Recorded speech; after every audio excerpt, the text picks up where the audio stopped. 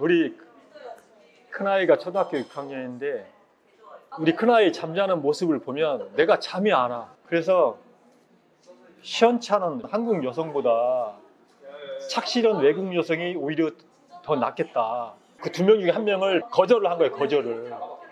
그 거절한 여성이 저의 와이프예요. 손을 딱 잡으니까 깜짝 놀라면서 고개를 드는데 제가 얼굴을 보고 이거 큰일 났다. 이게 아닌데 얼굴이 마음에 안 드는 거예요. 이거 어떡하지? 이거 다시 할까? 이런 생각이 들더라고요. 저는 시작부터 끝까지 통역이 없었어요. 진짜요? 네, 진짜로. 우리 와이프가 먼저 샤워를 하더라고요.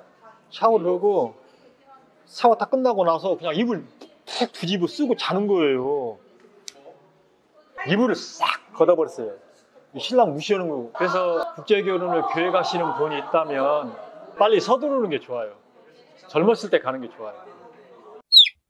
네, 저는 58세 회사원이에요. 그리고 국제결혼 한 지는 지금 15년 차. 딸만 둘이고 그렇습니다. 와이프분하고 몇 살 차이 나는데요? 저희 와이프하고는 20살 차이 나요. 20살. 제가 41에 결혼을 해서 첫 아이를 43세 아이를 가졌어요. 우리 큰아이가 초등학교 6학년인데 우리 큰아이 잠자는 모습을 보면 내가 잠이 안 와. 언제 애를 대학교까지 졸업시키고 결혼까지 시켜야 되는데 그때쯤이면 내 나이가 과연 몇 살이나 될까 그런 걱정을 많이 해요. 그래서 국제결혼을 계획하시는 분이 있다면 빨리 서두르는 게 좋아요. 젊었을 때 가는 게 좋아요. 기왕에 가는 거라면. 근데 왜 국내 결혼을 포기하시고 국제 결혼을 하시게 되셨나요? 제가 괜찮은 회사에 다니고 있어요. 좀 규모가 큰 회사에 다니고 있는데 처음에 국내 여성하고 연애를 했는데 처음 그 여성이 저한테 너무 완벽한 여성이에요. 그때 나이가 28살이었는데 결혼을 해야 된다는 그런 두려움 때문에 제가 회피를 했어요. 회피를. 근데 그 이후로 소개나 중매가 들어오면 싫은 거예요. 왜냐하면 그 첫 번째 여성하고 계속 비교가 되는 거야. 그러다 보니까 그 이후에 만나는 여성들하고 잘 안 되는 거죠. 제 입장에서는. 왜냐하면 첫 번째 여성에 비해서 너무 많이 수준이 떨어지니까. 자, 그렇다 보니까 나이는 꽉 차버렸고. 그래서 시원찮은 한국 여성보다 착실한 외국 여성이 오히려 더 낫겠다. 이미 내가 국내 여성하고 결혼을 하기에는 좀 나이가 아까도 말했지만은 제가 41 되더라. 41이면 국내 여성하고 연애해서 결혼하기는 쉽지가 않거든요. 그래서 시원찮은 한국 여성보다는 착실한 외국 여성이 더 나한테는 어울릴 수 있겠구나 싶어서 그래서 결정을 하게 됐어요. 그 당시에는 국제결혼이 이렇게 많이 알려질 때가 아니잖아요. 정보나 그런 게 많이 없을 때잖아요. 네, 그러죠. 그러면 어떻게 나라를 선택을 하신 거예요? 저는 처음에 베트남으로 가려고 진행을 했죠. 결혼 정보 업체 통해서. 근데 처음 말할 당시보다 막상 이제 계약서를 쓰기 직전에 이 금액이 더 올라간 거예요. 한 200 정도가. 근데 거기에 대해서 왜 200이 더 올라갔냐. 그러니까 거기에 대해서는 자세한 얘기는 안 하더라고. 베트남이 그 국제결혼을 그쪽 나라는 이게 불법이라 이런 얘기를 하더라고요. 그래서 저는 그게 싫었어요. 투명한 게 좋았거든요. 그래서 이제 거기서 스탑하고 캄보디아 쪽으로 이제 방향을 돌린 거죠. 그럼 캄보디아는 총 얼마 정도 들어갔어요? 베트남 쪽은 1,400에서 1,500을 요구를 했었고 그 당시 때. 그리고 캄보디아는 1,200 요구를 했어요. 근데 그 당시 제가 아는 정보가 없어가지고 15년 전이니까 그때 당시에는 유튜브에 업로드돼서 올라오는 영상도 없었고 그 다음에 인터넷으로 검색해도 만족할 만한 정보 같은 게 없어가지고 업체에서 운영하는 사이트를 이렇게 보면서 나름대로 그냥 판단을 한 거죠. 쉽진 않으셨겠어요? 쉽지는 않죠. 왜냐하면 모범적인 업체가 있다 그러면 그 업체하고 좀 비교를 해보겠는데 어떤 업체가 모범적인 업체라는 것이 없어요. 그래서 그냥 제가 다른 어떤 판단의 기준은 따로 있는 건 아니고 그냥 한 두세 개 사이트 중에서 그래도 좀 착실하고 인물도 좀 있고 제가 처음에는 인물을 봤거든요. 인물도 좀 있고 착실해 보이고 여성이 있는 업체를 그냥 선정한 거죠. 그때 그 계약금이 1,200이었었어요. 그 당시에는 여성분들의 사진을 볼 수가 있었잖아요. 사진만 볼 수 있었어요. 사진만. 진행 기간이 딱 일주일. 6박 7일로 가요. 네, 6박 7일. 네. 맞선 보셨잖아요. 맞선 볼 때 몇 명 정도 보셨어요? 제가 맞선을 본 인원은 25명이에요. 25명인데 지금은 이제 그게 아마 저도 정확히는 모르겠는데 지금은 이게 문제가 될 만한 소지가 있겠지만 그 당시 때는 5명씩 제가 그만 보겠다 말하기까지 5명씩 계속 들어오는 거예요. 그래서 마음에 드는 아가씨를 선택을 해라. 그래서 저는 그 3명을 선택을 했어요. 3분 선택하시고 3분 중에도 이제 마음에 든다 안 든다는 선택. 네, 그러죠. 제가 3명을 선택을 이렇게 하고 이제 그만 봤으면 좋겠다. 3명 선택했으니까 더 이상 봐봐야 의미가 없을 것 같고 그 3명만 남겨놓고 따로 시간을 내서 그 3명만 따로 부르더라고요. 따로. 네. 거기서 최종적으로 1명을 선택하는 거였었어요. 그러면 선택 기준은 어떤 거죠? 그게 좀 말이 되게 길어질 것 같은데 저하고 또 다른 그 한국 남성 둘이 갔거든요. 근데 그 한 사람은 어머님이 같이 온 거예요. 어머님이. 근데 어머님 직업이 고등학교 교사였어요. 그리고 그 한국 남성이 굉장히 잘생겼어요. 지금도 우리 와이프가 그 얘기를 해요. 당신보다 그쪽 남성이 정말 미남이었다. 지금도 그 얘기를 하거든요.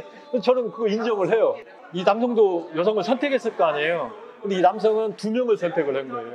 내가 선택한 여성 3명, 이쪽 남성의 선택은 여성 2명이 5명 있었죠. 근데 그쪽 어머니가 그 2명 중에 1명을 거절을 한 거예요. 거절을. 그 거절한 여성이 저의 와이프예요. 제가 이제 이 얘기를 할게요. 왜 그러냐면 저는 처음에 3명을 선택을 할 적에 인물을 봤어요. 인물을. 근데 제가 제 직업하고 그 다음에 그 소득 그런 걸 그쪽 그 마담이라고 해야 되나? 그쪽에서 이제 소개를 했거든요. 그러니까 거기 여성 대부분이 저를 좋아했어요. 저를 좋아했다고요. 왜냐하면 직업도 좋지, 급여도 좀 그 당시 때 좀 급여가 제가 많았거든요. 그 3명 중에 2사람이 내가 이미 선택했음에도 불구하고 저한테 계속 푸시업을 하는 거예요. 막 그 자기 선택해달라고 자기를 막 가르치면서 막 이렇게 잉크를 하는 거예요. 잉크를. 저는 깜짝 놀랐어요. 아니 어떻게 처음 보는 남자한테 어떻게 저런 행동을 할 수 있을까. 그래서 3명 중에 2명은 그래서 제가 반대했어요. 좀 두렵더라고요.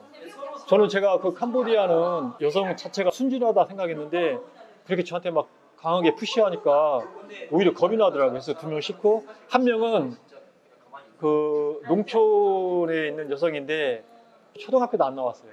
그러니까 학력 수준이 너무 낮아. 이건 나중에 문제가 될 수 있겠구나 싶어서 거기 반대를 했어. 그러고 보니까 어떤 한 여성이 저랑 같이 온 남성이 선택을 했는데 그 어머니가 거절했다고 그랬잖아요. 푸기가 죽어가지고 이렇게 푹 숙이고 있더라고.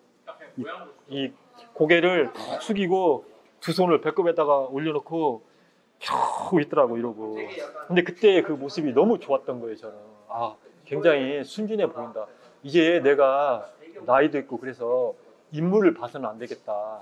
인물을 보지 말고 나한테 따뜻한 밥을 해줄 수 있는 여자가 필요하다. 그걸 제가 생각을 그때 바꾼 거죠. 바꾸고 보니까 그 여성이 내 눈에 딱 들어오는 거예요. 그래서 정작 제가 선택한 3명은 거절을 하고 제가 선택하지 않았던 같이 동행했던 그 남자의 어머님이 반대했던 여성을 제가 선택을 한 거죠. 제가 그 여성의 옷차림을 유심히 봤거든요. 어떤 옷을 어떻게 옷 맵시나 얼마나 단정한가 이걸 유심히 봤어요. 근데 역시나 제가 선택한 이 여성이 굉장히 옷을 청순하게 아주 깔끔하게 잘 입고 왔더라고요. 그래서 그게 더 마음에 또 들었었어요. 어떻게 보면 만날 운명이었네요. 그러죠. 근데 제가 지금의 와이프죠. 15년 전이에요. 지금 얘기가. 제가 그 아가씨의 손을 딱 잡았을 때 그 아가씨가 고개를 이렇게 들더라고요. 자기도 전혀 뜻밖이었던 거죠. 제가 자기 손을 잡아주지라고는 전혀 생각을 못했던 거죠. 이게 손을 딱 잡으니까 깜짝 놀라면서 고개를 드는데 제가 얼굴을 보고 이거 큰일 났다. 이게 아닌데 얼굴이 마음에 안 드는 거예요. 이거 어떡하지? 이거 다시 할까? 이런 생각이 들더라고요. 근데 제가 거기서 거절을 하면 이 여성은 두 번째 거절하게 되는 거잖아요. 그래서 너무 가혹하다. 이 여성한테는 너무 가혹하다. 이 여성이 무슨 죄가 있나. 그래서 이거 그냥 내가 받아들이자. 어차피 나는 착한 여성을 찾는 거니까 받아들이자. 네, 그렇게 결론을 내렸어요. 쉽지 않은 결정이죠. 예, 그때는 그랬죠. 네. 지금은 후회 안 해요? 지금은 절대 후회 안 해요. 지금은 굉장히 그게 나한테는 행운이었다 생각해요. 보면은 외적인 걸 좀 많이 따질 수밖에 없잖아요. 솔직히. 이왕 국제결혼을 할 때는 외적인 것을 안 볼 수가 없어요. 그리고 누군가가 국제결혼을 하겠다라고 한다면 저는 외모도 보라고 그래요. 외모도 봐라. 왜냐면 외모도 몸 그 자태도 괜찮고 얼굴도 예쁜 여성 중에 지금 정말로 착실하게 살아가는 사람도 우리 주변에 있거든요. 그래서 외모도 봐라. 근데 그 외모에 너무 집착하지는 말아라. 아직 무난하지 않았으면 되고 외모냐 성격이냐를 봤을 때 성격이 일단 첫 번째 1순위고 그리고 나서 외모를 봐라. 저는 이렇게 얘기해주고 싶어요. 보면은 어쨌든 외모를 많이 보게 되더라고요. 보죠. 안 볼 수가 없어요. 볼 수밖에 없어요. 왜냐하면 25명 아가씨 25명을 보는데 처음에는 외모를 보죠. 외모를 보는데 얼굴도 중요하지만 그 여성이 어떤 옷차림인가. 옷차림이 예를 들어서 막 찢어진 청바지 입고 온다든가 귀걸이를 주렁주렁 귀걸이를 한다든가 아니면 뭐 문신을 했다든가 그러면 그건 일단 그리고 짧은 막 미니 스커트 같은 거 입고 온다. 그러면 일단은 그 여자는 걸러내는 게 좋아요. 그러니까 인물도 보되 옷차림도 좀 보고 그 다음에 그 여성이 앉아있을 때 다리를 이렇게 딱 오므리고 이렇게 다리를 딱 오므리고 손을 이렇게 올려놓는지 아니면 다리를 딱 벌리고 좀 이 두 손이 좀 부자연스럽다라는 것 부자연스러울 수도 있거든요. 저는 그런 여성은 저는 싫어요. 우리 와이프는 딱 이러고 있었어요. 이러고. 어쨌든 선택하신 다음에 첫날밤 보내셨잖아요. 예. 첫날밤은 우리 대표님께서 첫날밤이 어떠냐 저한테 이제 물어보시는데 첫날밤은 밤에 보내는 거잖아요. 그러면 그럼 낮에는 뭐 했을까? 제가 이건 진실이에요. 거짓말 안 해요. 뻥은 일도 안 보태고 제가 드리는 말씀인데 저는 시작부터 끝까지 통역이 없었어요. 진짜요? 네, 진짜로. 지금도 와이프랑 얘기하면 둘이 배꼽 잡고 웃어요. 왜냐? 통역이 없으니까 대화가 안 되잖아요. 통역 없이 어딜 갔느냐? 메콩강에 갔어요, 메콩강. 메콩강에 가갖고 그것도 톡톡이를 제가 부른 거죠. 톡톡이를 잡아서 진짜 메콩. 그러니까 알아서 그냥 메콩 가는 거예요. 그래서 나는 이제 이거 그 톡톡이 기사한테 야, 나 이거 탈 거야, 이 자식아. 야, 가자. 그래. 그 사람들도 그거 딱 알아요. 왜냐면 관광객들을 많이 접하다 보니까 이렇게 손짓만 해도 그냥 알아요. 그래서 와이프랑 통역도 없이 메콩에 가가지고 배를 그때 당시에 $50. 15년 전에 $50로 주면 조그마한 배에 그냥 내가 통째로 내가 대여를 받을 수가 있었어요. 그러니까 손님 전혀 없이 와이프하고 나하고 단둘이서만 그 배를 타고 한 바퀴 돌고 오는데 $50야. 저는 와이프랑 그렇게 했거든요. 통역도 없이. 그렇게 하고 나서 그 결혼정보업체의 사장님 집에 가서 거기서 저녁을 해결을 하고 그 마당 한쪽 구석에 숙식을 할 수 있는 그 건축물이 있었거든요. 건축물이. 거기서 첫날밤을 보냈어요. 첫날밤을 보냈는데 우리 와이프가 먼저 샤워를 하더라고요. 샤워를 하고 샤워 다 끝나고 나서 그냥 이불 푹 뒤집어 쓰고 자는 거예요. 그래서 이제 나도 이제 샤워를 했어요. 이제 샤워를 하고 딱 나오니까 그때까지 이불을 푹 뒤집어 쓰고 이 머리도 내밀지도 않고 머리까지 다 뒤집어 씌운 상태에서 자더라고. 그래서 내가 어떻게 했냐? 이불을 싹 걷어버렸어요. 신랑 무시하는 거, 이거 뭐야 이거 지금 도대체 뭐 하자는 거야? 이거 신랑 무시하는 거야? 이거 첫날밤을 이런 식으로 보내도 되는 거야? 이제 그런 생각 때문에 제가 이불을 확 걷어치니까 갑자기 와이프가 막 깜짝 놀라더만 이불을 온몸으로 감싸면서 막 이러고 있는 거예요. 그래서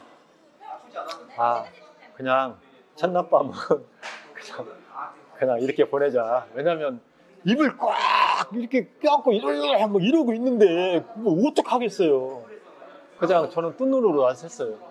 근데 그 모습이 너무 순진하고 굉장히 순진해가지고 그게 꼭 나쁘지만은 않았어요. 근데 이제 다만 한 가지 아쉬운 건 그때 첫날 밤을 치렀으면 지금 내 딸이 초등학교 6학년이 아니라 지금 중학교 1학년이나 2학년이 됐을 건데 그때 못한 것이 좀 그래요.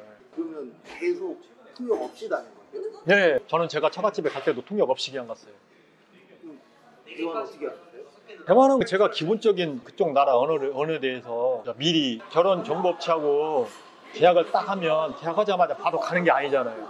결혼 정보업체에서 결혼 계약서 쓰면 일주 뒤나 아니면 2주 뒤에 그때부터 이제 스케줄이 시작되는 거니까 시간이 남을 거 아니에요. 그래서 서점에서 책을 사가지고 공부도 하고 그러면서 그것을 제가 따로 자주 사용하는 말을 따로 문서로 만들었어요. 문서를 만들고 이제 그걸 제가 이제 항상 휴대하고 다녔죠. 그러니까 그 부족한 부분, 그건 이제 저기 몸짓으로. 그러니까 전혀 불편한 게 없더라고요. 대단한 용기가 필요한데. 네. 근데 뭐 저는 그게 뭐 두렵거나 그러지는 않았어요. 그리고 제가 출발할 때 그 여권 같은 것을 복사도 하고, 그 다음에 한인협회, 그 다음에 그 우리나라 대사관, 이런 비상 연락망들을 휴대하고 다녔으니까요. 거리가 4시간, 5시간 걸려요. 푸놈펜에서 처갓집까지 가는데 5시간. 그래서 내가 50달러를 지갑에서 꺼내고 50달러를 줬어요. 비싸면 안 사고 싸면 사고. 그래서 그때 제가 속으로 이 여자가 굉장히 알뜰하고 검소하구나. 그때 신부가 나한테 가장 먼저 해준 게 있어요. 뭔지 아세요? 몰라요? 등목이에요, 등목. 근데 그때 우리 와이프가 해준 그때 등목이 내 평생 가장 행복했던 순간이에요. 제가 처음에 딱 갔는데 이게 사람이 사는 거 맞아? 뭐 이런 생각이 들 정도로 신부 이제 불러가지고 야, 나 오줌 마려워. 그때 우리 신부가 하는 말이 집 뒤로 돌아가서 거기서 해결을 하는 거예요. 내 엉덩이 때리면서 나 이거 어떻게 해? 했더니 옆집 가서 옆집은 화장실이 있는 거예요? 네. 어려움이 처음에는 굉장히 많아요. 지금 우리가 잘못 알고 있는 것 중에 하나가 우리 흔히들 이런 얘기 하잖아요. 신부한테 잘해주라 그러잖아요. 그건 정말로 잘못된 생각이에요. 우리 와이프가 한국에 딱 들어와가지고 그 다음날 한 게 뭐냐, 거실 창문 닦는 거였어요. 저 깜짝 놀랐어요. 그것도 내가 아주 재미난 에피소드가 많아요. 제가 우리 처갓집을 7번을 갔다 왔어요. 7번. 처갓집 이제 처음 가셨어요. 어떠셨어요? 예, 제가 첫날밤을 치르고 그 다음 일정은 업체 쪽에서는 서류를 작성해야 되잖아요. 현지 병원에서 검사 받고 내가 이제 내지가 있는지 없는지, 시제적으로 뭐 문제가 있는지 없는지 이제 거기서 검사하더라고요. 그쪽 병원에서 그거 하고 그 다음에 뭐 이제 결혼식 준비하고 막 그러더라고요. 그리고 저는 이제 바로 그냥 통역 없이 택시를 불렀어요. 택시. 거리가 4시간, 5시간 걸려요. 푸놈펜에서 처갓집까지 가는데 5시간. 그래서 톡톡이 타고 갈 수는 없으니까 택시 부른 거죠. 그래가지고 와이프랑 같이 택시 타고 그냥 바로 처갓집에 갔어요. 갔는데 4시간인가 가는데 갑자기 이제 차를 세우더라고요. 우리 와이프가 내리면서 저는 손을 꼭 잡고 이렇게 같이 내리라고 하더라고. 하고 이제 내렸는데 여기 뭐야? 봤더니 시장인데 생각해보세요. 그 시골의 재래시장이에요. 상상이 가시죠? 글로 저를 막 끌고 가는 거예요. 그래서 뭐 하는가 하고 뒤따라 갔어요. 그랬더니 닭고기, 소고기, 막 식재료를 막 사는 거야. 그래서 내가 거기서 신부한테 옷 사 입어라 하고 내가 50달러를 지갑에서 꺼내고 50달러를 줬어요. 옷 사입으라고. 근데 그 옷을 사는데 먼저 옷을 사기 전에 항상 가격표를 먼저 봐요. 가격표를 보고 비싸면 안 사는 거야. 내가 보기 옷이 예쁘고 잘 어울릴 것 같은데 우리 신부는 옷을 살 때 가격표를 봐요. 비싸면 안 사고 싸면 사고. 그래서 그때 제가 속으로 와, 이 여자가 굉장히 알뜰하고 검소하구나. 그래서 내가 왜 식재료를 사느냐 했더니 오빠가 갑자기 느닷없이 집에 간다 하니 지금 준비된 게 없다. 그러니까 들어가는 짐에 중간에 식재료를 사서 가겠다. 이거예요. 그렇게 해서 처갓집에 딱 갔는데 처갓집 가서 제일 먼저 해준 게 내가 그때 그 11월 달에 갔거든요. 11월. 우리는 쌀쌀하고 춥잖아요. 거기는 막 32도, 35도 막 그려. 엄청 더워. 근데 내가 우리 처갓집에 딱 갔는데 그때 신부가 나한테 가장 먼저 해준 게 있어요. 뭔 줄 아세요? 몰라요? 등목이에요, 등목. 등목 아시죠? 오빠 엎드려. 그래갖고 엎드렸어요. 옷을 이렇게 벗기는 거예요. 옷을 이렇게 벗기고 물을 바가지로 물을 떠서 뿌려주는 거예요. 그 닦아주는 게 우리 옛날 나 어렸을 적에 우리 어머니가 그렇게 등목을 시켜줬거든요. 그때 기분이 너무 좋았어요. 근데 문제는 뭐냐? 온 동네 사람들 다 와가지고 그거 보면서 자기네들끼리 막 배꼽 잡고 웃는 거예요. 근데 아 정말로 진짜 난감하더만. 아 이거 쑥스럽기도 하고. 근데 그때 우리 와이프가 해준 그때 등목이 내 평생 가장 행복했던 순간이에요. 그때 그 기억을 지금도 생생히 가지고 있어요. 처음으로 처갓집을 간 거잖아요. 캄보디아가 이렇게 선진국은 아니니까. 예. 딱 갔을 때 어떤 느낌이었어요? 딱 봤을 때. 제가 처음에 딱 갔는데 일단 집은 대나무 집에 양철판으로 지붕을 해놨어요. 대나무 집. 우리로 보자면 대나무 집은 우리나라에 없잖아요. 나는 처음에 이게 뭔 창고인가 했어요. 창고인가. 이게 사람이 사는가 맞아? 뭐 이런 생각이 들 정도로. 전기가 없어요. 수도도 없어. 근데 웃기는 건 화장실도 없어. 내가 오줌이 말했잖아요. 그냥 신부자 불러가지고 야 나 오줌 마려워. 그때 우리 신부가 하는 말이 집 뒤로 돌아가서 거기서 해결을 하는 거예요. 근데 내가 소변까지는 내가 그래 뭐 소변인데 했어요. 그러면 큰 것은 어떻게 해? 큰 거. 야 내 엉덩이 때리면서 나 이거 어떻게 해? 했더니 옆집 가서 아 옆집은 화장실이 있는 거예요? 네, 옆집은 화장실이 있어. 이게 없는 집도 있고 있는 집도 있어. 근데 우리 처갓집에는 없었어. 아니 처갓집에 화장실이 없다고 해갖고 내가 옆집 가서 화장실 좀 사용하겠습니다. 이게 정말 얼마나 창피해요. 내가 처갓집 있는 동안에 대변을 안 봐버렸어요. 소변만 보고 대변은 내가 안 봤어. 그리고 내가 이제 한국에 돌아왔는데 두 번째 갔을 때 보니까는 장인이 자기도 참 창피하고 좀 난처했겠죠. 화장실 만들어 놨더라고. 사이한테 얼마나 미안하겠어요. 내가 15년 전이니까 그때 그 캄보디아는 우리나라로 보자면 한 1970년? 1970년대 그 정도 수준이고 거의 수도가 푸놈펜인데 푸놈펜을 딱 벗어나면 다 비보장도래요. 그리고 저희 처갓집은 그 마을을 벗어나면 다 논인데 언덕도 없고 산도 없어. 그냥 완전 지평선. 여기 우리 김제 지평선은 거기다 비하면 그 지평선도 아니야. 그리고 거기는 여자들이 21살, 23살만 돼도 애기가 2명에서 3명씩 다 있어요. 걔네들이 막 뛰어다녀, 그 애들이. 저희 누나 때 우리나라도 19, 20, 21 이렇게 시집을 갔거든요. 거기가 좀 그래요.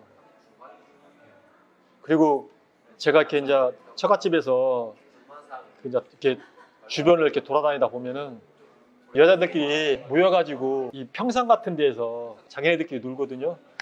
그럼 내가 지나가요. 막 웃어요. 막 웃어. 나 보면서 괜히 웃어. 그냥 이유가 없어. 그냥 웃어. 그러면 내가 거기 딱 가면은 그렇게 좋아해요, 저를. 그쪽 마을 사람들이 다 좋아해요, 저를. 그리고 잘해줘요. 어떤 집이든지 가면 먹을 거 내주고 그래요. 그러면 거기서 저는 먹을 것 좀 얻어먹고 거기서 놀다 오고. 좀 늦으면 우리 집 신부가 와요. 막 쫓아와요. 나 데리러. 네.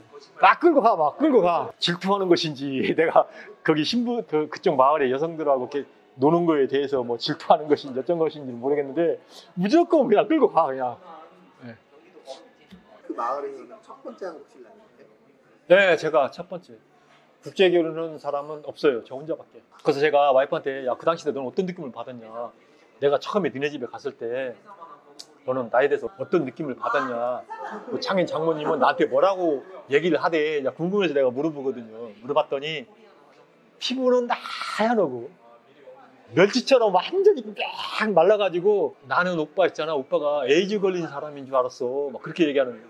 그때 제가 키가 175에 몸무게가 54kg였어요. 얼마나 많이 말랐어요.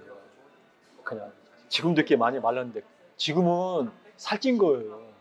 지금 질문한 거에서 약간 벗어나는 얘기인데 결혼식 할 때 그 진행자가 제가 워낙에 많이 마르니까 이 새끼가 나한테 신부 한번 업어보래요. 저희 와이프가 좀 뚱뚱하거든요. 업고 일어나지도 못하고 제가 엎어져 버렸어요. 엎어지니까 어떻게 우리 와이프는 땅바닥에다 머리 꽝 찐 거죠. 그거 보고 그냥 거기 예식장에 온 사람들 전부 다 웃는 거예요. 아, 많이 창피했어요 그때. 저도 비슷한 상황이에요. 네? 저도 비슷한 상황. 아, 그러셨어요. 아, 네, 그때 그 왜 한번 업어보라고 왜 그 진행자가 나한테 그런 말을 했는지는 지금도 미스터리한데 내가 너무 말라가지고 아마 장난치려고 그랬나. 그러니까 나는 말랐는데 신부는 뚱뚱하고 하니까 이게 비대칭이잖아 지금. 지금 와이프가 하루에 2시간씩 단 하루도 안 빼먹고 운동을 2시간씩 거의 1년 동안 하고 있거든요. 지금은 살 쫙 빠졌어요. 지금 많이 예뻐졌어. 업체에 준 거 말고 네. 전체적으로 그러면 총 얼마 정도 쓰신 것 같으세요? 결혼할 때까지. 제가 장인 장모님한테 준 돈은 없고요. 신부한테 쓰라고 $200 준 게 저는 전부예요. 아, 그러면 업체에 준 거 말고 네. 그게 준 거예요? 아마 $200도 못 준 것 같은데 하여간 $200 넘기지는 않았어요. 처갓집에 장인 장모님한테 뭐 지참금이다 저 이런 건 제가 받아들일 수가 없어요. 왜냐하면 제가 사랑하니까 결혼을 한 거지 뭐 그걸 내가 신부를 데려왔으니까 그 대가로 내가 돈을 주겠다? 저는 그런 건 절대 저는 용납 못해요. 그래서 장인 장모님한테 준 돈은 단 한 푼도 없어요. 다만 신부가 한국어 공부도 해야 되고 그 다음에 면허증도 좀 따라 그러면서 $200를 준 거예요. 면허증 따는 조건, 한국어 배우는 조건으로 $200에다가 옷 사입으라고 $50 준 거. 이게 총 $250가 전부예요. 제가 7번을 갔다 왔다 그랬잖아요. 근데 귀국하기 전에 중간에 한 번 더 갔어요. 제가 왜 한 번 더 갔냐. 그때 결혼식 때 우리 결혼식 다 끝났잖아요. 다시 끝났는데 우리 와이프가 그러니까 신부죠 그때는. 제 신부가 업체에서 준 반지 있죠 반지. 결혼식 하기 위해서 남자가 반지 끼워주잖아요. 제가 그걸 준비를 안 해간 거예요. 그러니까 업체 쪽에서 주는데 이 반지가 이게 가짜 반지잖아요. 부품도 없고 의미도 없고 그것을 나랑 마지막 헤어지는 순간까지도 차고 있더라고. 그래서 내가 익산에 월 팰리스에 가가지고 한 300만 원 정도 들여서 목걸이, 팔찌, 반지 해가지고 귀걸이 해서 세트로 해가지고 한 300만 원 정도 들었거든요. 그래서 그걸 사서 갔어요. 가서 보니까 또 그때까지도 반지 차고 있는 거야. 그래서 내가 그 반지를 빼가지고 그냥 던져버린 거죠. 버려버리고 내가 딱 선물로 보여준 거죠. 내가 너한테 이걸 주기 위해서 내가 왔다 했더니 와이프가 막 너무 감동해가지고 진짜 그 표정이 우리 와이프가 신랑보다도 돈을 더 좋아하는데 그때 자기가 평생 처음 보는 그 귀금속을 보니까 얼마나 놀랬겠어요. 그리고 또 내가 이걸 주기 위해서 한국에서 캄보디아를 온 거잖아요. 그러니까 거기에 와이프가 완전히 뿅 가버린 거예요. 그래갖고 내가 목걸이 채워주고 팔찌 해주고 귀걸이 해주고 반지 채워줬어요. 근데 더 웃긴 건 한국에 입국할 때 그 귀금속을 그대로 하고 온 거예요.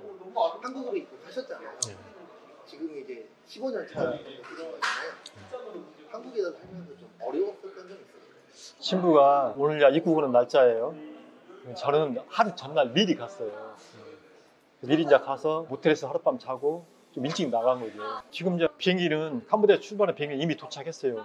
그리고 사람들 다 나갔는데 우리 와이프가 안 보여. 이게 왜 안 보이지? 어디 다른 게이트에서 지금 내리는 건지 아니면 비행기에서 내려가지고 지금 어딘가 막 헤매고 있는지 많은 생각이 들더라고. 근데 딱 마지막으로 돌아오는 거예요. 또 내가 이름을 불렀죠. 와이프가 저를 보면서 너무 막 행복한 표정으로 오더라고요. 입국 올 때의 그때의 계절이 11월 한 말일 정도 됐었어요. 하여간 그 겨울 초였거든요.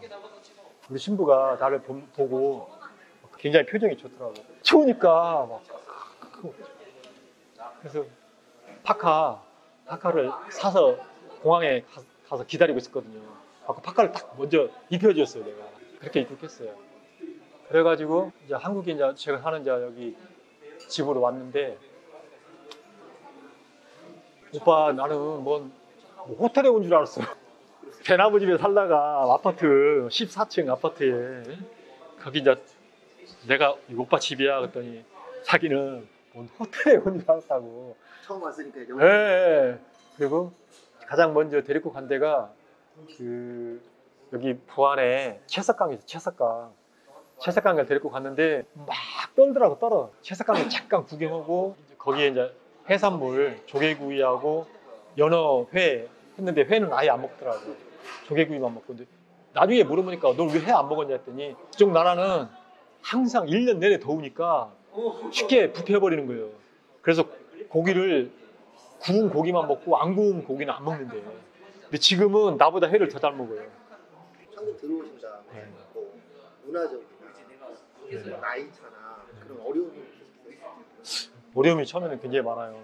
지금 우리가 잘못 알고 있는 것 중에 하나가 우리 흔히들 이런 얘기 하잖아요. 신부가 신랑만 보고 그 먼 타국에서 온 거 아니냐. 신부한테 잘해주라 그러잖아요. 그건 정말로 잘못된 생각이에요. 물론 그 말이 틀리다는 얘기는 아닌데 결혼하신 분들을 다 만나서 이렇게 얘기를 하면 제 말에 동감을 했대요. 처음에 신부가 들어오면 하나에서 열까지 모든 걸 신랑이 다 챙겨줘야 돼요. 남자가 다 챙겨줘야 돼요. 우리 와이프 처음에 한국에 들어와서 냉장고 쓸지도 몰라, 세탁기 쓸지도 몰라, 밥통을 어떻게 하는지도 몰라, 심지어 텔레비도 어떻게 켜는지도 몰랐어요. 그래서 밥은 너 어떻게 해서 먹냐. 우리 와이프는 자기가 손으로 씻어서 냄비에다가 쌀을 넣고, 우리 옛날에 밥통 없던 시절 그런 식으로 밥을 하는 거예요. 빨래도 손으로 해서, 세탁기가 있는데도 손으로 해서. 그런 거 봤을 때 우리나라하고 좀 경제적인 차이가 굉장히 크구나, 그냥 그런 거 느꼈고, 그 다음에 캄보디아는 모계사예요. 모계사예요. 모든 결정을 여자가 해요. 그리고 모든 자산을 여자가 다 가져요. 네. 결혼을 하면 남자가 여자 집에, 신부 집에 들어가서 살아야 돼요. 이혼을 하면 남자가 쫓겨나요. 네. 빈털터리로 쫓겨나. 그게 모계사예요. 근데 한국은 정반대잖아요. 물론 우리 신부가 한국에 처음에 들어와서는 슈퍼도 못 가요. 한국말을 모르니까 슈퍼도 못 가고 오로지 집에만 있는 거예요. 근데 그거 아세요? 우리 와이프가 한국에 딱 들어와가지고 그 다음날 한 게 뭐냐, 거실 창문 닦는 거였어요. 저 깜짝 놀랐어요.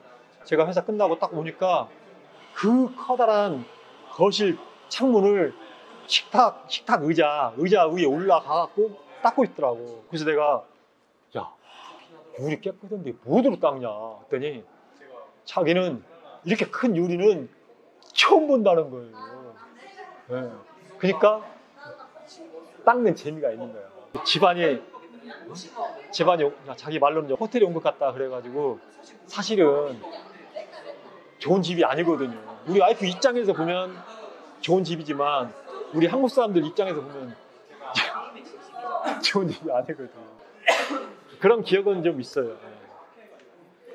그러니까 내가 세 번째 캄보디아 가고 네 번째 가고 갈 때마다 온 동네 사람들 다 오는 거예요. 근데 진짜 재미난 얘기 내가 해줄게. 정말 재미난 얘기예요. 뭔 얘기냐? 거기에 그 동네에 그 파출소, 우리로 보자면 파출소, 치안센터잖아. 치안센터 소장이 있어, 소장. 소장이 출근하면서 나한테 와갖고 인사하고 가요. 나는 처음에 누군데 나한테 인사하고 가지? 갈 때마다 인사하고 가는 거야.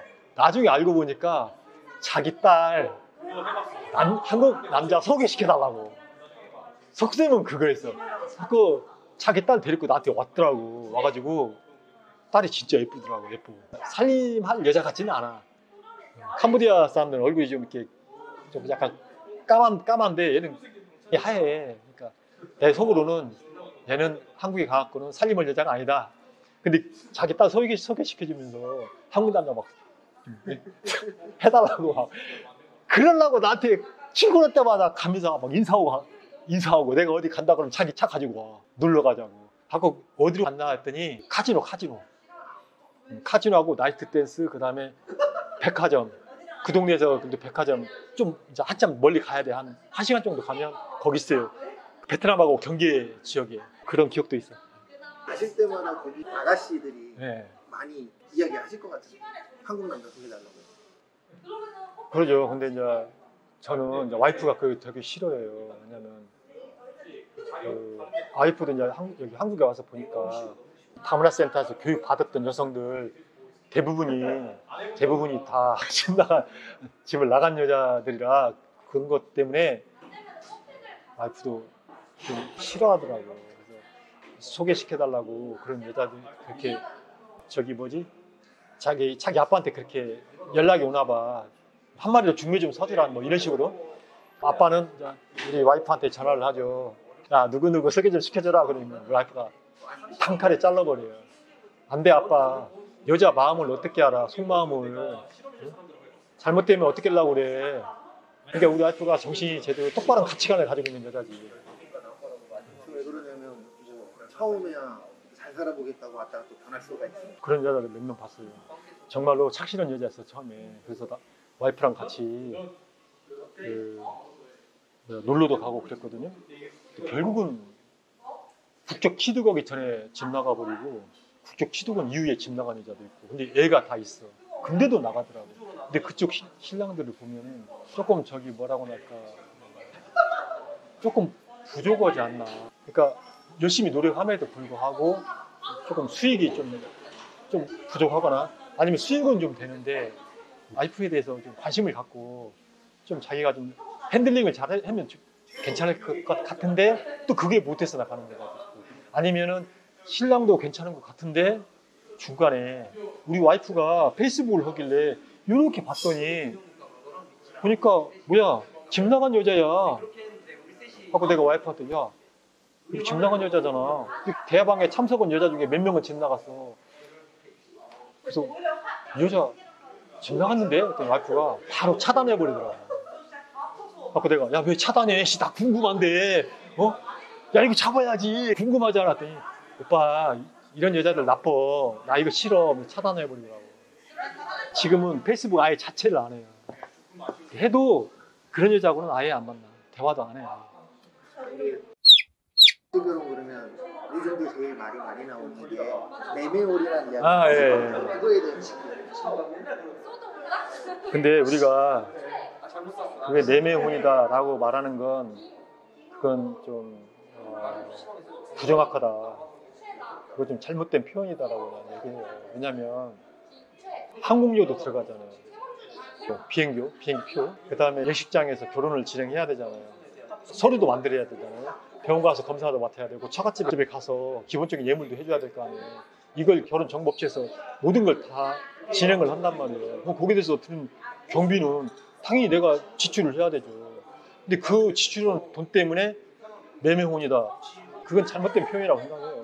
그러면 본인이 결혼정보업체를 통하지 말고 그럼 본인이 직접 가서 연애를 해서 만약에 결혼을 한다 하더라도 그 정도 돈은 들어요. 더 들 수도 있죠.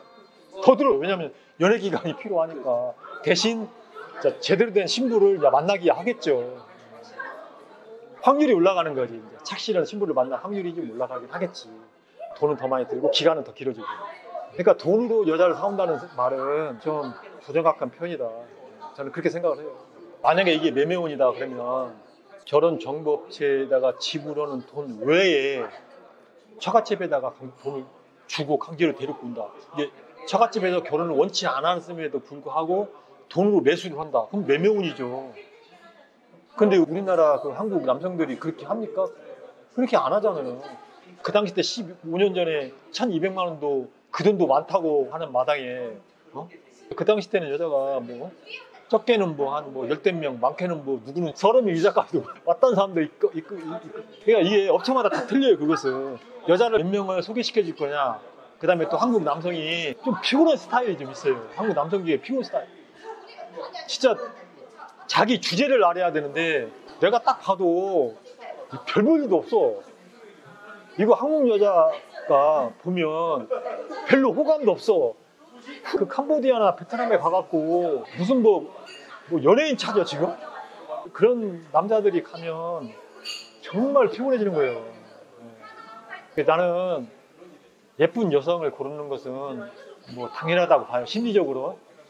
그리고 착실한 여자도 당연히 하고 그 전에 자기의 비주얼도 봐야죠. 자기 자신의 비주얼도.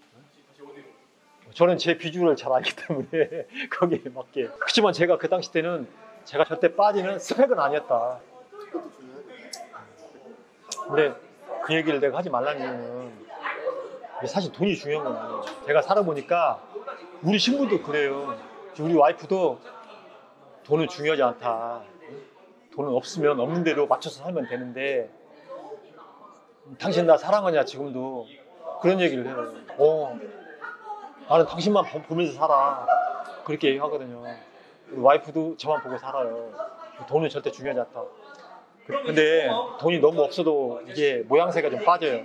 왜냐면 살아가면서 트러블이 생겨, 트러블이. 그래서 제 생각에는 우리 한국 사람이 받는 그냥 일반적인 급여 정도면 저는 충분하다. 나머지는 사랑으로 해결해 가면 돼요. 사랑 서로. 한국에 입국해가지고 결혼 생활하다가 안 좋은 경우도 또 많이 보잖아요. 그게 왜 그럴까요?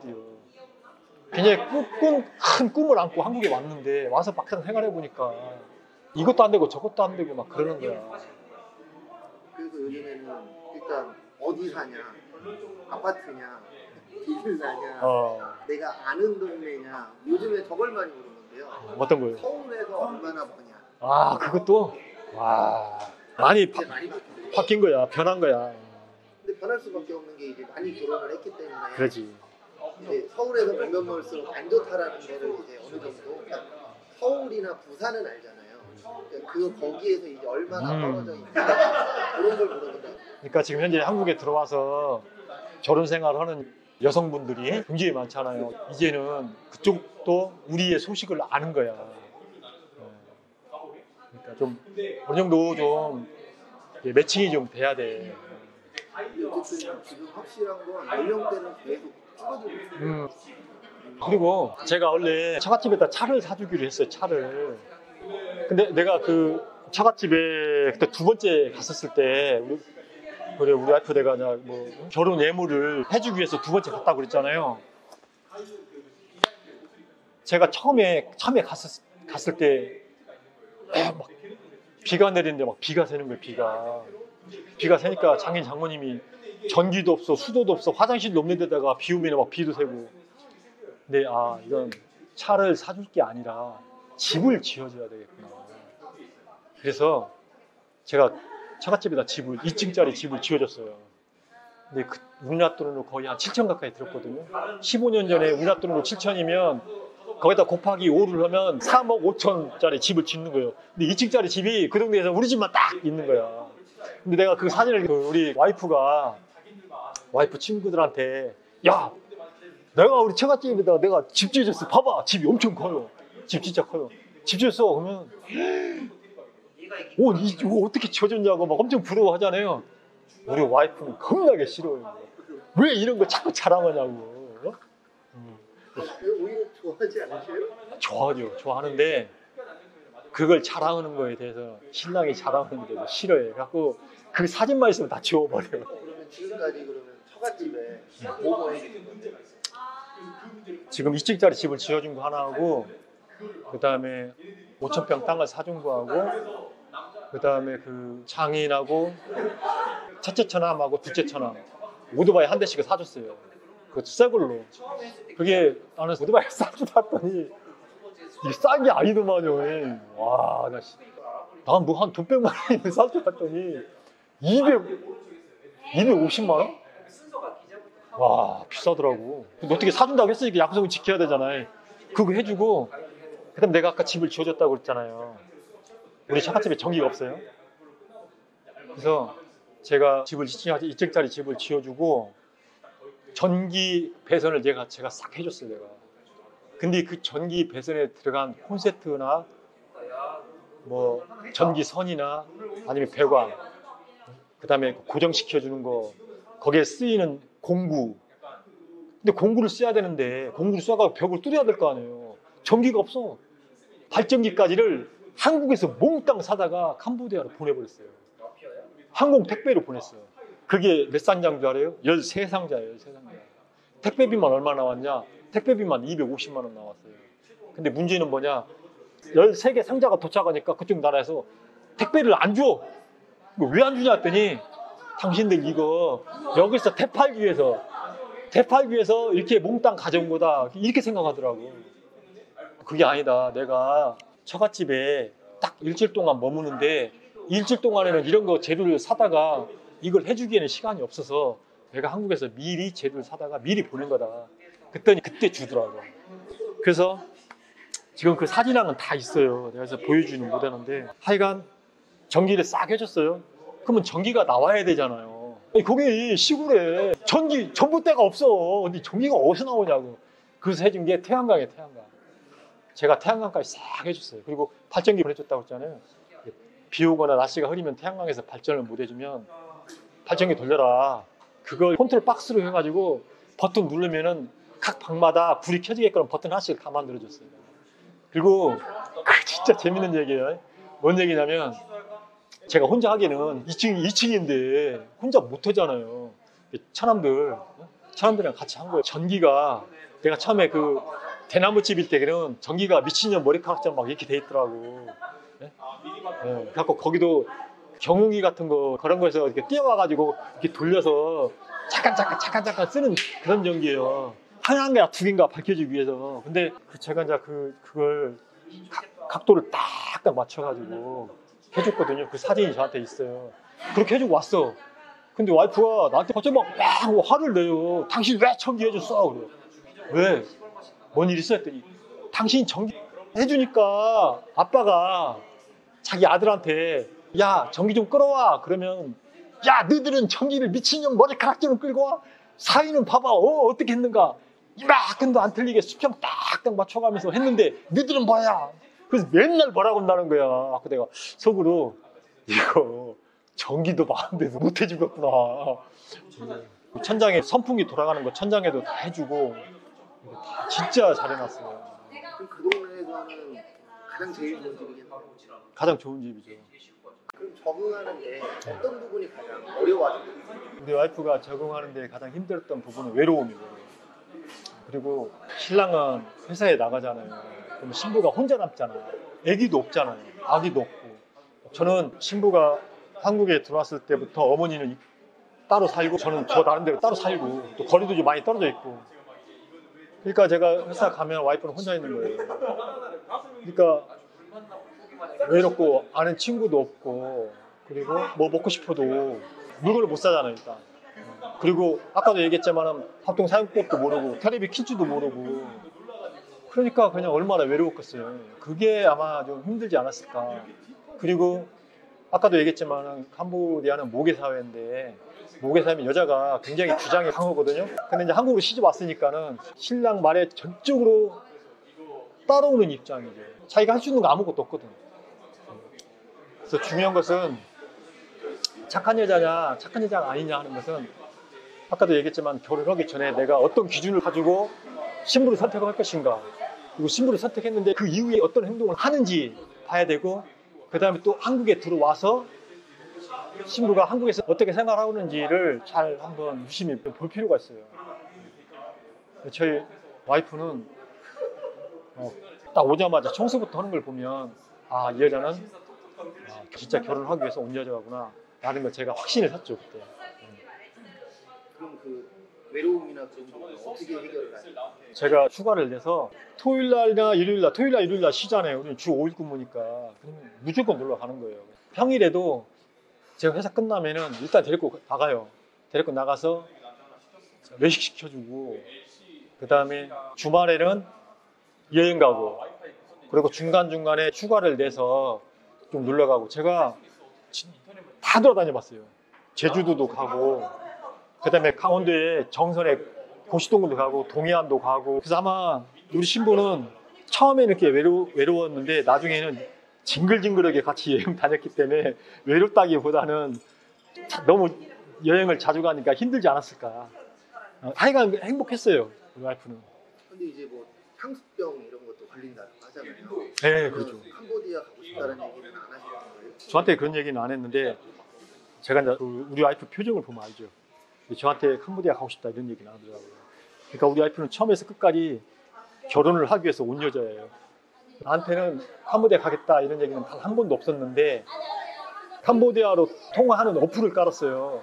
그 어플을 사용하면 통화 요금이 굉장히 요금이 작아요. 그 통화를 하는 걸 이렇게 들어보면, 아, 빠른 시일 내에 한번 와이프랑 같이 처갓집에 한번 가야 되겠구나. 제가 15년 동안에 총 7번을 갔으니까 2년에 한 번꼴로 간 거죠. 알고 가야 될 게 뭐냐면, 쭉 문화에 대해서는 깊이 있게 알 필요는 없고, 일반적으로 알아두면 좀 괜찮을 만한 문화, 그런 것도 알아야 되고. 그 다음에 아까 저는 따로 공부를 했다고 그랬잖아요. 가장 기본적인 대화 내용. 예를 들면 이런 거죠. 안녕, 잘 있었어? 너는 아름답다. 나 배고프다. 나 물 좀 줘라. 그 다음에 너무 뜨겁다. 좀 쉬고 싶다. 돈 필요한 거 있냐? 그게 몇 마디 안 되잖아요. 우리 어디에 가자. 간단해요. 그 복잡한 그런 알 필요도 없고 기본적인 거. 나머지는 이제 문화하고 이제 언어, 결혼 정보업체, 믿을 만한 회사를 선택하는 게 정말 중요하다. 진짜 지금까지 내가 말을 상당히 많이 했지만은 가장 중요한 것은 가장 그 신뢰성 있는 결혼 정보업체를 통해서 가는 것이 좋다. 그렇게 말하고 싶어요. 이 세 가지, 결혼 정보업체에 대한 정보, 그 다음에 간단한 회화 정도, 그리고 그 나라의 어떤 문화, 치안, 그 다음에 그 환율도 중요해요. 왜냐하면 제가 말하는 이 환율이라는 게 뭐냐면, 예를 들면 캄보디아를 예를 들면 그쪽에서 사용하는 돈은 로이예요, 로이. 그리고 달러도 써요. 그렇기 때문에 내가 예를 들어서 우리 와이프한테 뭔가를 사주는데 달러로 주는 게 좋은지 로이로 지불하는 게 좋은지 그걸 잘 판단. 왜냐면 내가 이제 예를 들어서 100달러, 50달러, 10달러 이렇게 가지고 갔어. 근데 10달러만 돼도 그쪽 나라한테 큰 돈이거든요. 물론 지금은 잘 모르겠지만 15년 전에는 이게 큰 돈이야. 근데 내가 물건 하나 사는데 10달러를 딱 주면 그 가게에서 막 당황해요, 당황. 이걸 잔돈을 거슬러 줘야 되는데 이게 갑자기 10달러도 큰 돈이니까. 근데 10달러도 있으면 다행인데 10달러마저 없어. 그럼 50달러를 꺼내잖아요? 잘못하면 총 맞아. 강도당한다고요. 한국 사람들은 돈이 많다. 돈을 많이 갖고 다닌다. 이런 말이 그냥 나온 말이 아니에요. 물건 하나 사놓고 100달러 꺼내버리는 거야. 그러면 그 100달러 어떻게 일하는 거예요? 그 가게에서. 100달러면 로이로 바꾸면 돈이 한 다발이 돼버리는데. 그래서 그런 환율 문제도 한번 고민을 해봐라. 저는 처음에 그걸 몰라가지고 1달러짜리 20장, 그 다음에 10달러, 50달러, 100달러. 근데 1달러는 이미 다 써버렸어. 왜 썼냐? 내가 그쪽 캄보디아 음식을 못 먹잖아요. 그러니까 빵하고 과일하고 음료수를 사서 이제 먹다 보니까 이 조그마한 애들이 다 먹는데 옆에서 3-4명이 계속 쳐다보는 거야. 그래서 내가 빵을 줬어요. 좀 있으니까 20-30명 와버려. 그래서 걔들한테 1달러씩을 주다 보니까는 1달러가 다 이제 바닥나갔어요. 근데 내가 말을 못 하잖아요. 지금 나한테 가진 건 10달러, 50달러, 100달러밖에 없는데. 그러다 보니까 뭐 물건 사게 되면 이제 10달러씩 주게 되는 거예요. 그러면서 이게 진짜 이러면 안 되는구나. 그리고 제가 그때 느꼈죠.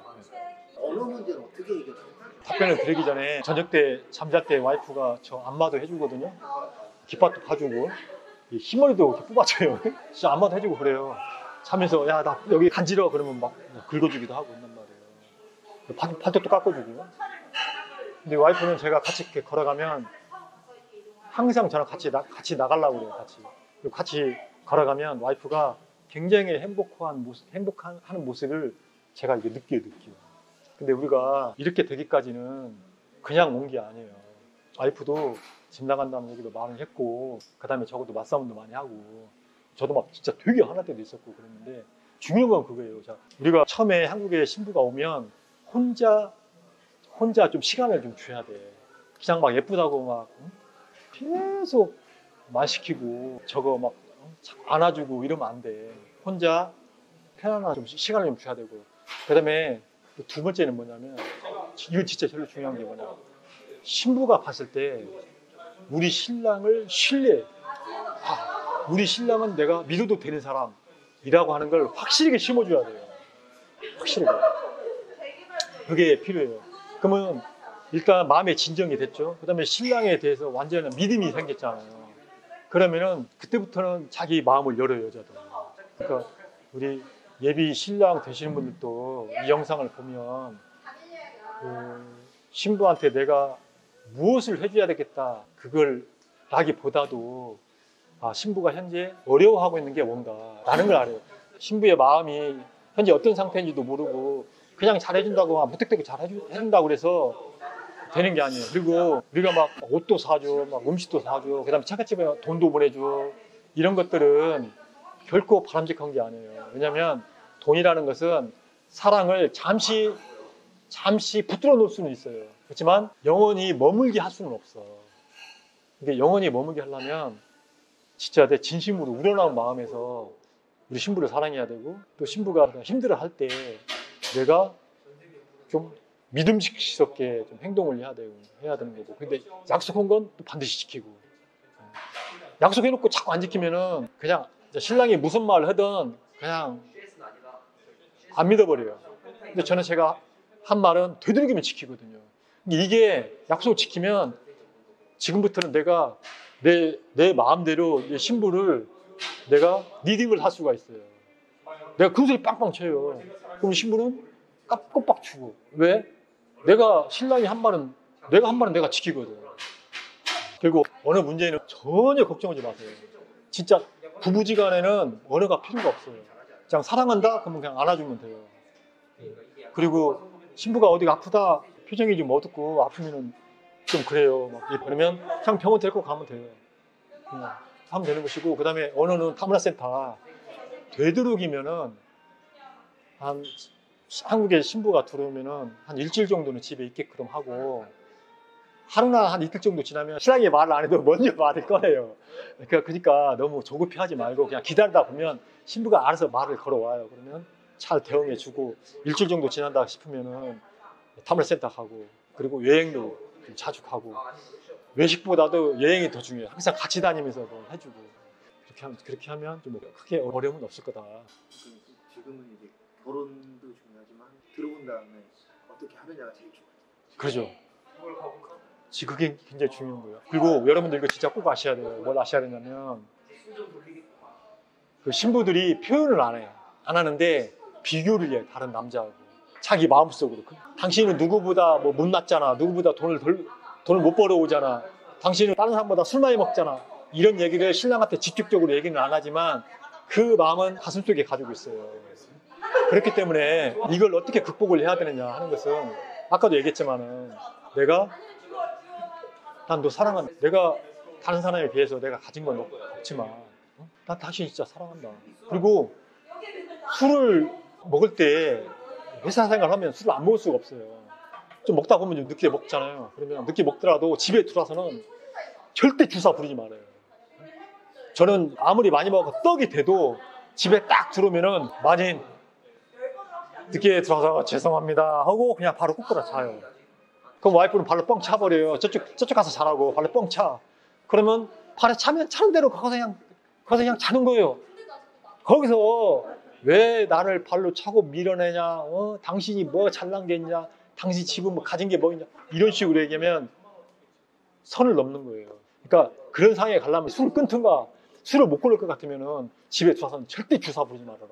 이런저런 두서없는 말을 많이 했는데, 결혼 정보업체를 통해서 가려면 정말 믿음이 가고 신뢰성 있는 회사를 선택해야 되는 것이고, 그리고 지금 여러분들 주변에 저처럼 이렇게 모범적으로 잘 살아가는 사람들이 있어요.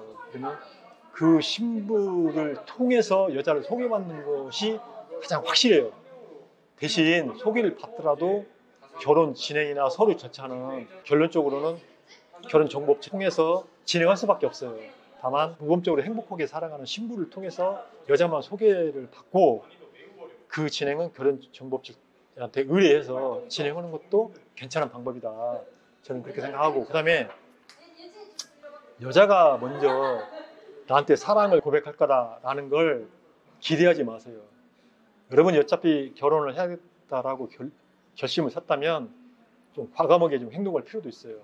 아까 저처럼 그냥 뭔 이런 신부가 첫날 밤 이불 뒤집어 쓰고 자는 게 어딨어 하고 이불을 확 걷어버리는 것처럼, 그리고 살아가면서도 원칙을 지키세요. 저는 15년 동안 제가 단 한 번도 밥을 해서 먹은 적이 없어요.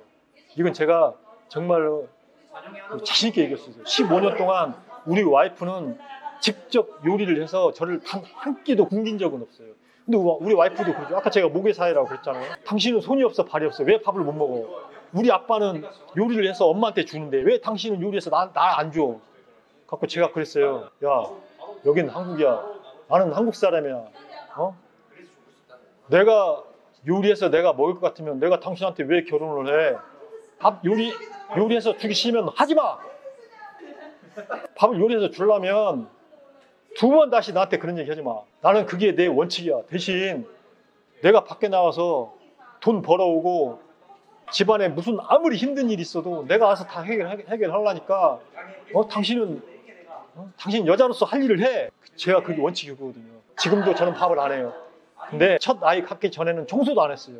모든 걸 다 와이프가 청소 다 시켰어요. 근데 아기를 딱 가지니까 지금은 제가 청소하고 빨래하고 애들 밥 내가 주고 있어요. 왜냐? 와이프가 아기 뒤치락거리는 것도 힘들어하고 지금 또 공장 다니고 있어요. 하림 다니고 있는데 하림에 공장 끝나고 오면 녹초가 돼버려요. 그러니까 제가 할 수밖에 없더라고. 대신 밥은 무조건 신부가 원칙을 지키라는 거예요. 자기 나름대로 원칙을 세우라는 거예요. 원칙을. 그리고 강하게 나갈 때는 강하게 나가세요. 신부가 잘못한 거 있으면 정확히 지적을 하세요. 그냥 예쁘다, 당신은 아름답다, 예쁘다, 내가 다 해줄게, 이거 진짜 곤란한 거예요. 그런 얘기는 되도록이면 하지 마세요. 굳이 그런 얘기를 하고 싶다면 행동으로 옮기세요. 행동으로. 이상입니다.